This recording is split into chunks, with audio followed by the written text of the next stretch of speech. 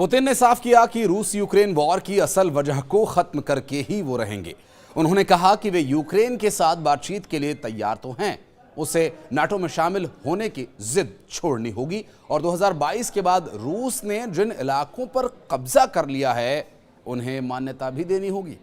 नमस्कार, मैं हूं आशीष त्रिपाठी आपके साथ और इस वीडियो में बात करेंगे रूस यूक्रेन के बीच क्या सहमति बन पाएगी इस विषय पर, चूंकि डोनाल्ड ट्रंप से पुतिन ने बातचीत की है और क्या है स्थिति जानने की कोशिश करेंगे इस वीडियो में। अमेरिकी प्रेसिडेंट डोनाल्ड ट्रंप और रूस के राष्ट्रपति व्लादिमीर पुतिन ने गुरुवार को फोन पर बातचीत की और जनवरी में ट्रंप के दोबारा प्रेसिडेंट बनने के बाद दोनों नेताओं ने छठी बार बातचीत की है। रूस के मुताबिक दोनों नेताओं ने यूक्रेन, ईरान और अमेरिका रूस संबंधों समेत कई मुद्दों पर बात की। पुतिन के सीनियर एडवाइजर यूरी उशाकोव ने यह बताया कि ट्रंप ने यूक्रेन वॉर जल्द खत्म करने की जरूरत पर जोर दिया, तो वहीं पुतिन ने बातचीत के जरिए जंग का हल ढूंढने की कोशिश पर जोर दिया।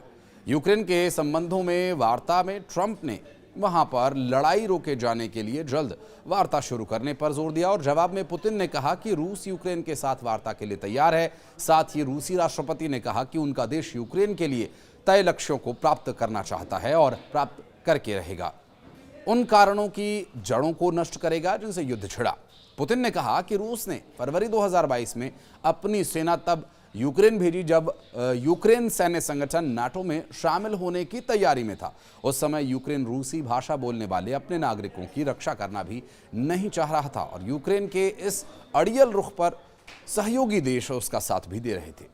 पुतिन ने कहा कि वर्तमान स्थिति में यूक्रेन नाटो में शामिल होने के अपने आवेदनों को वापस ले और रूस के जीते इलाकों पर यह दावा छोड़े और रूस उसके साथ कोई भी शांति समझौता करने के लिए भी तैयार है।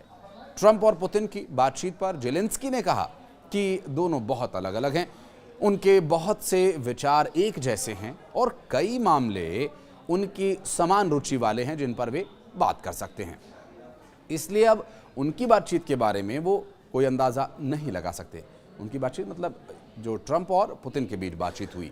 क्रेमलिन के प्रवक्ता दिमित्री पेस्कोव ने कहा कि हमें ये उम्मीद है कि इस पर जल्द ही सहमति बन जाएगी। उन्होंने ये दोहराया कि वार्ता का कार्यक्रम दोनों पक्षों की सहमति से तय किया जा सकता है। पेस्कोव ने स्पष्ट किया कि अभी तक कोई निश्चित तारीख तय नहीं हुई है और ये प्रक्रिया आपसी सहमति पर आधारित है।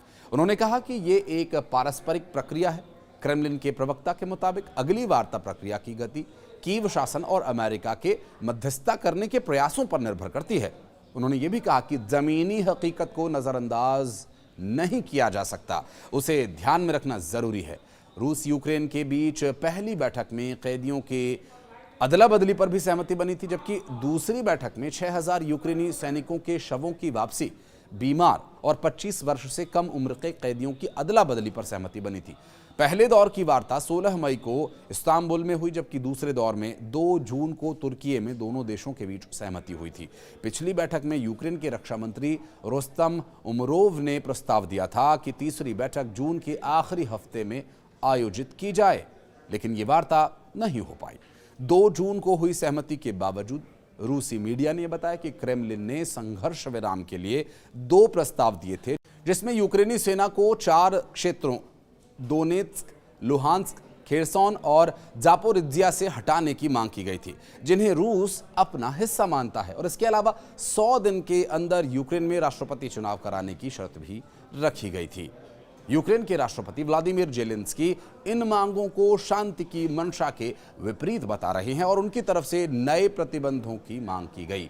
जेलेंस्की का मानना यह है कि ये मांगें वास्तव में यूक्रेन के सरेंडर करने की शर्तें हैं, जिसे वो स्वीकार नहीं करेंगे। जेलेंस्की के चीफ ऑफ स्टाफ आंद्रेई घरमाक ने जोर देकर कहा कि रूस युद्ध विराम को रोकने और युद्ध जारी रखने के लिए हर संभव प्रयास कर रहा है। अब नए प्रतिबंध लगाना जरूरी है। और इस बीच रूस के विदेश मंत्री सार्गेई लावरोव ने टिप्पणी की कि यूक्रेन में युद्ध का समाधान संघर्ष के मूल कारण को खत्म करना है। उन्होंने ये भी कहा कि रूस लड़ाई को रोकने के लिए तैयार है। दूसरी ओर तुर्की के राष्ट्रपति रेचेप तैयब एर्दोगान ने आश्वासन दिया कि वो अमेरिकी प्रेसिडेंट डोनाल्ड ट्रंप के संपर्क में हैं और दोनों वार्ता में हिस्सा लेने के भी इच्छुक हैं। जबकि ट्रंप और पुतिन की वार्ता, जेलेंस्की ने इस बारे में कहा कि दोनों बहुत अलग अलग हैं और उनके बहुत सारे विचार ऐसे हैं जो एक जैसे हैं, जिस मामले पर एक समान विचार वो रखते हैं और उनकी रुचि मिलती है, इस पर बात हो सकती है। इसलिए उनकी बातचीत के बारे में कोई अंदाज़ा नहीं लगाया जा सकता। वर्तमान परिस्थितियों को देखते हुए क्या डोनाल्ड ट्रंप के हस्तक्षेप से युद्ध विराम संभव हो पाएगा, ऐसा फिलहाल रूस के राष्ट्रपति व्लादिमीर पुतिन की बातों से तो नहीं लगता है, लेकिन जिस तरह से क्रेमलिन ने बयान दिया वो एक ज़रूर संतुलित तरीके से दिया गया बयान कहा जा सकता है। बहरहाल देखना होगा कि ये संतुलन जिसमें शर्तें छिपी हुई हैं, जब व्लादिमीर जेलेंस्की इस पर तैयार नहीं हैं तो क्या हालात उत्पन्न करते हैं। इस बारे में कुछ कहना चाहें तो कमेंट सेक्शन में आएं और अपनी प्रतिक्रिया दर्ज कराएं। धन्यवाद।